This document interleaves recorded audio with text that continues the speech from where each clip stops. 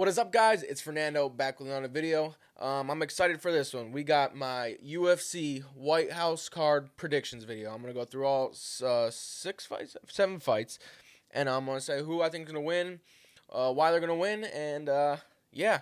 So, like everyone said, this card was a little bit disappointing when it got announced. We were promised the best card ever, and Dana White did not deliver that whatsoever. He put some real duds, like some real like no-name fighters on this card, fun fighters at that, but no gigantic names. The 7 title fights or whatever he promised. So yeah, I'm with the majority of the people that when this was announced, it was a little bit of a letdown. But overall, we got a good card. It is a good card. So I cannot complain.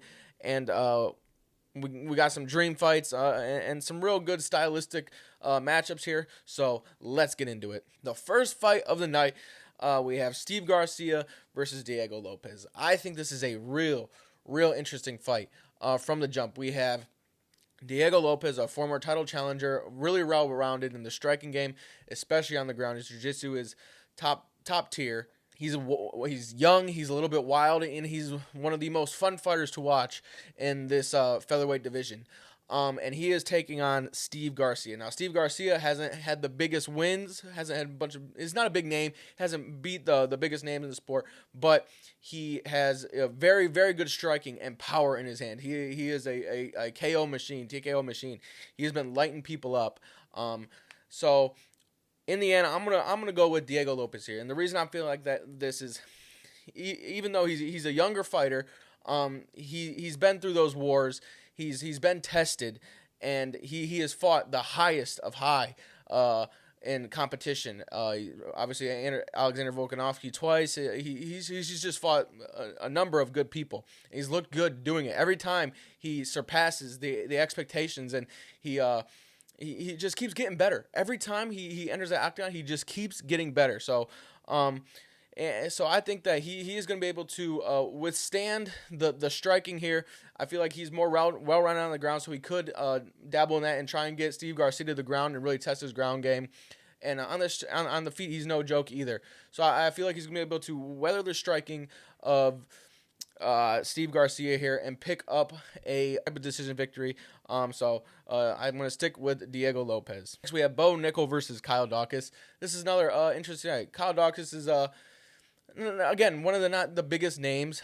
He's pretty well-rounded he's a mid-level fighter. Nothing too crazy.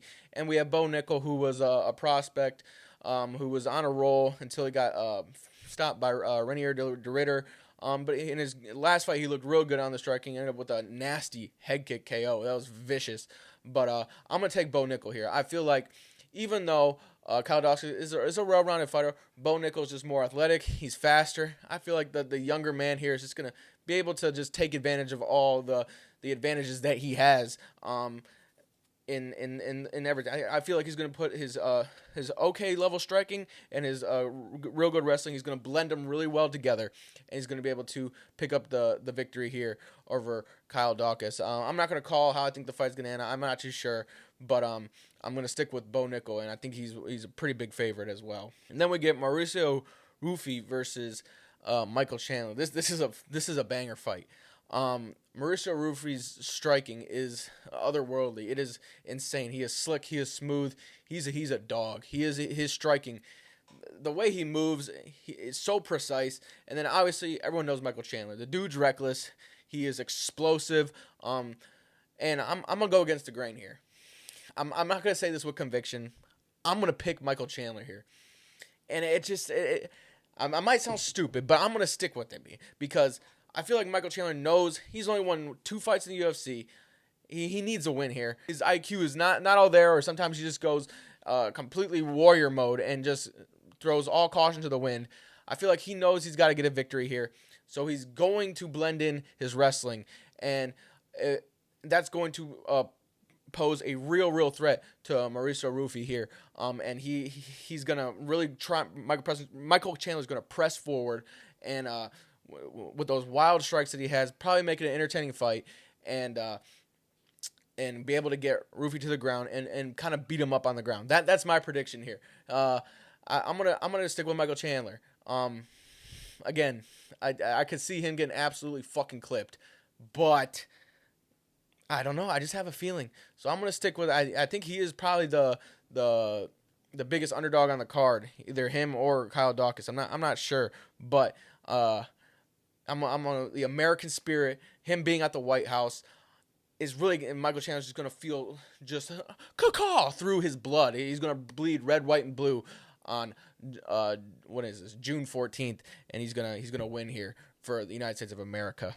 And then we got the fight that was announced on a whim. We have Josh Hokett versus Derek Lewis. This is another real interesting fight.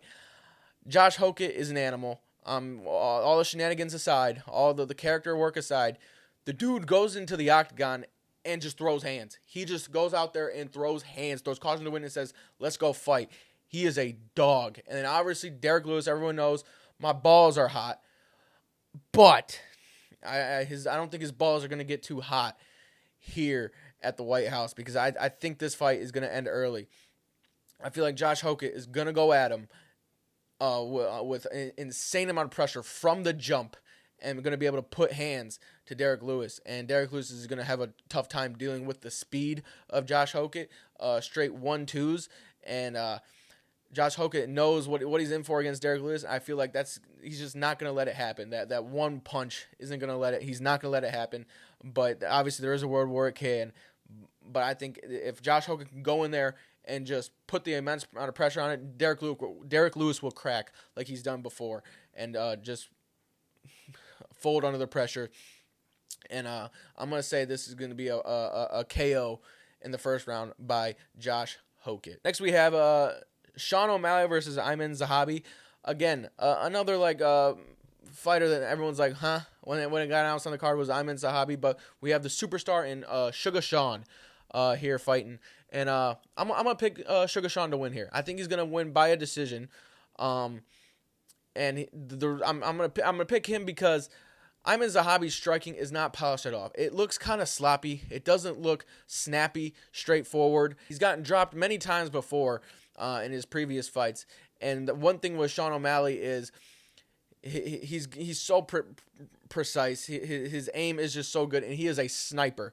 And the thing about Sean O'Malley is if he feels like he's not going to finish you, he's not going to pour it on. He's not going to go to the ground with you and risk anything. He's going to let you stand back up. He's going to pick his shots, choose when he wants to finish you. And I feel like that is the perfect style to take out Ayman Zahabi.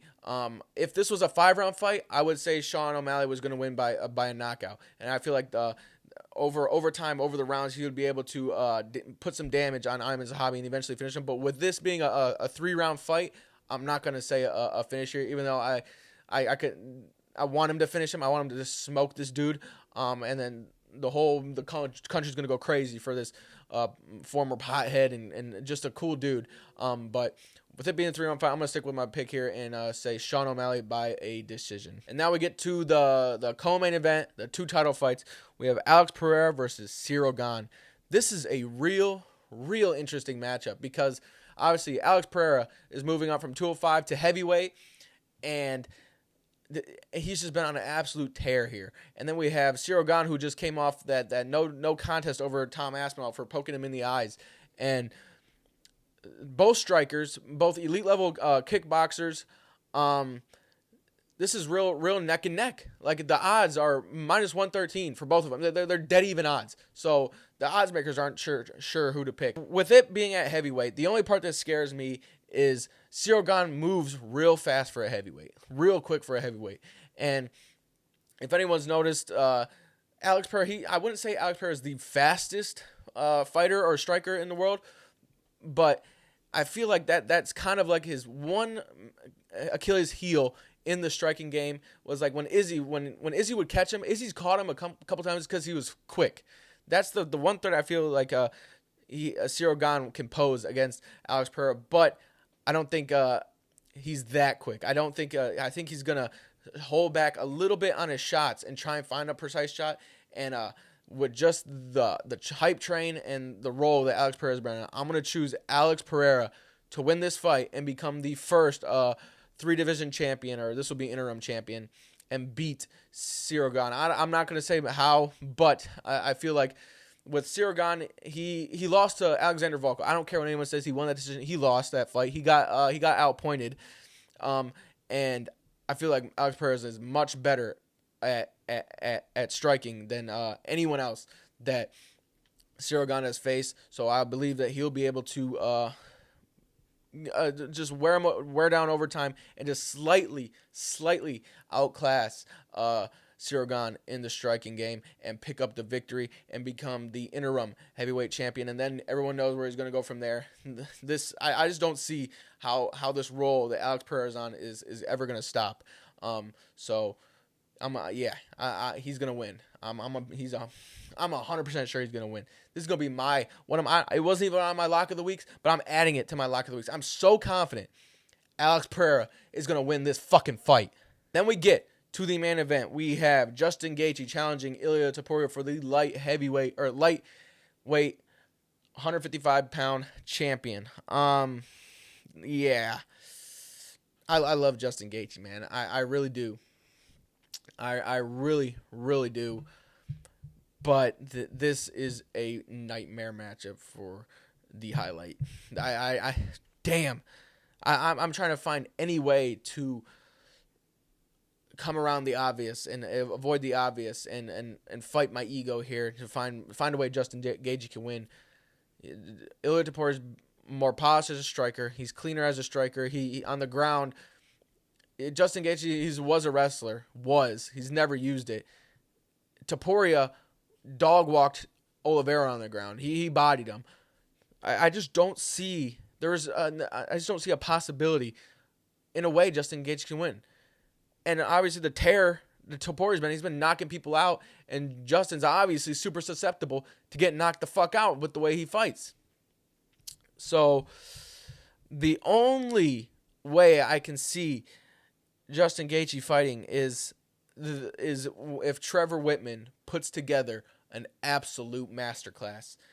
He's going to have to come up with some, I know ball, I know mixed martial arts, but I don't know how he can come up with some type of a pattern or a footwork where he's able to go in, get his shots off on Ilia Topuria, and then get out and not get hit back. Or I don't even think he's going to take him to the ground.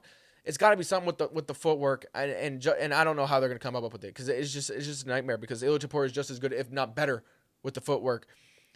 So I just don't think that's going to be enough, and we're going to get Ilia Topuria retaining his light heavyweight championship. And I don't want to be like everyone else, but if I had to put my life on the line, I'm going to say he wins by knockout. So you know what? I might just do locks my locks of the week are going to be Ilia Topuria by KO, Alex Pereira to win, and Diego Lopez to win. That's what I'm gonna do. And you know what? Sean O'Malley to win too. Yeah, I'm confident about that. Basically, since I know ball, every fucking fight on this card is gonna be a lock. Is gonna be a lock of the week, except Michael Chandler. So we're gonna stick with that. I'm super excited for this card. It's on a Sunday, so we'll upload it. I think it's in the middle of the day too, or kind of in the evening. But anyways, stay tuned for that. I'll be back with some more content. I'm gonna keep pushing shit out. It's gonna be good. So thanks for watching. I'll see y'all next time, and have a good one.